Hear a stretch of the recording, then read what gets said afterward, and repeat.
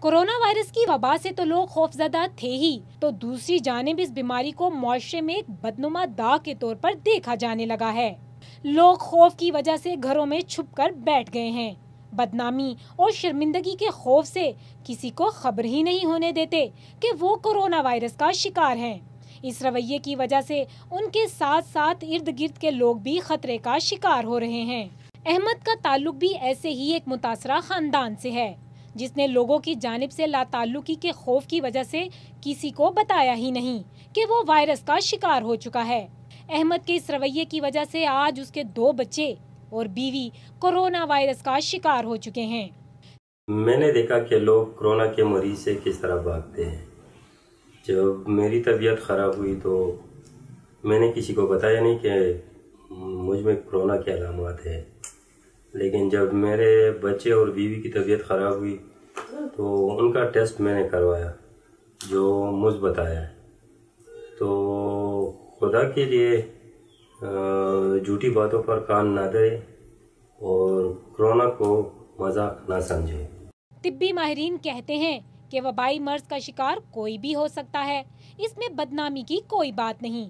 ان کے مطابق ہمارے ہاں لوگوں میں ایسے رویے پائے جاتے ہیں جس کی وجہ سے مریض لوگوں کو منہ دکھانے کے قابل نہیں رہتا۔ ماضی میں ایڈز سمیت مختلف امراض کا شکار ہونے والے ہمدردی کی بجائے رسوائی کا نشانہ بنا دیے گئے۔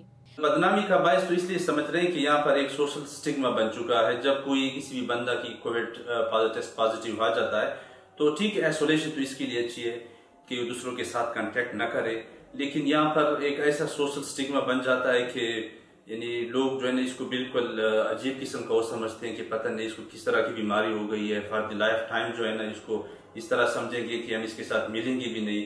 تو اس وجہ سے لوگ اس سے ڈر رہے ہیں۔